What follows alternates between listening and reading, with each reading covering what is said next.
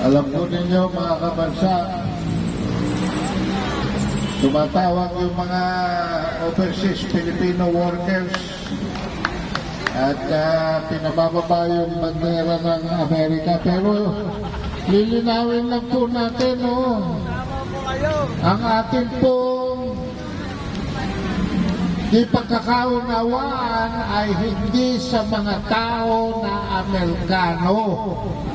Hindi po sa mga mamamayan ng Amerika dahil sila rin ay merong protesta laban sa kanilang sariling gobyerno at militar.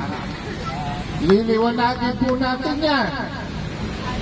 Ang ating pong kaaway ay hindi ang mga Amerikano, kundi ang nanunungkulang pangkasalukuyang gobyerno ni Biden at ang US military sa ilalim ni Lloyd Austin. Alam po ninyo kasi, sa loob ng gobyerno ng Amerika, merong gobyerno rin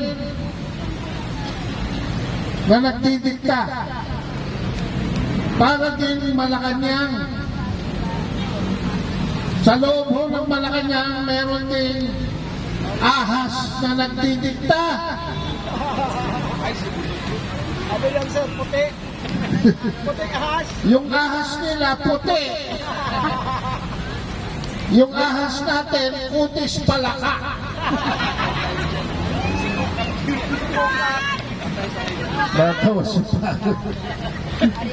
Ako po ay nagsilbi ng 7 taon sa Amerika bilang isang diplomatiko. Kaya po hindi sila manalo-nalo sa amin sa debate pagdating sa South China Sea. Ni isa sa kanila, mula kay Carpio, mula sa nasirang Secretary Albert Del Rosario, Richard Heydarian, Jay Batumbakal, Dindo, Anghit, hindi pala, Manghit, at kung sino-sino pa ang mga nagpapanggap na nagtutulungan tungkol sa kanlurang karagatan ng Pilipinas, katulad sa National Security Council na si Jonathan Malaya at ang kanilang inampon na spokesperson na si Jay Tariela na dating Commodore ng Philippine Coast Guard. Pag narinig niyo mga pangalan yan, mga eksperto tulad ni Renato de Castro, tulad ni Chester Bacalsa, wala ho mga sariling bait yan. Sa amin, ano ang argumento? Sa kanila, magkano ang argumento? Sa simbahan Katoliko ko, at nabasa ninyo ang pangalan Archbishop Sok Villegas.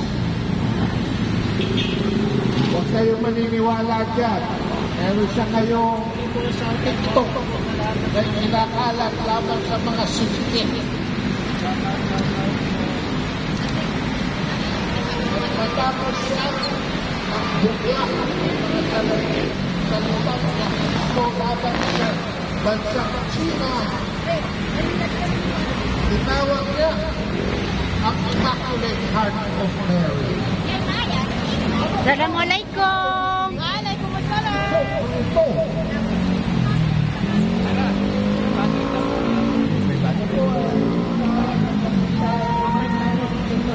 Mamaya na. May battery.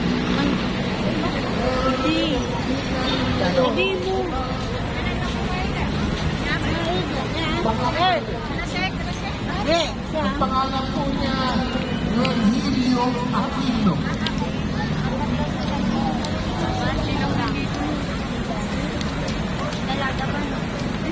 Hindi ko na ho padadala mga anak ko at apo ko sa San Beda dahil kay Virgilio Aquino. Parang suminghot na rin siya ng pulburo.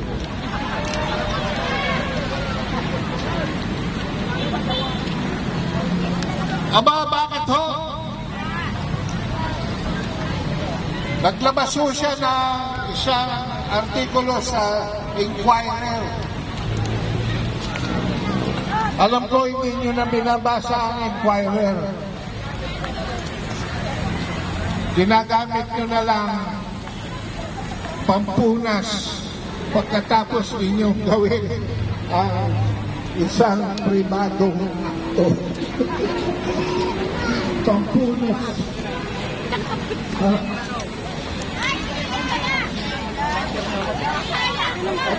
Aba, sinama ho yung South China Sea sa New 2022.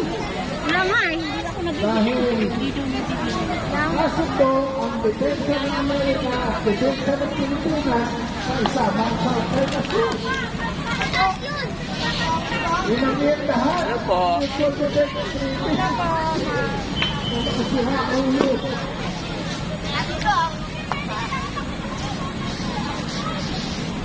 Kaya kung kayo gusto makausap kayo, dahil ito araw, lalo na sa mga Muslim, at lalo na sa mga tausok, na dapat mangilin tayo kung ano ang nangyari sa Budaho at Budwagsak noong 1906. Lalaki, babae, bata, sangkol, minasaker ng American Expeditionary Forces sa kabundukan ng Daho at kabundukan ng Bagsak sa isla ng Sulu. Nagkaroon din ho ng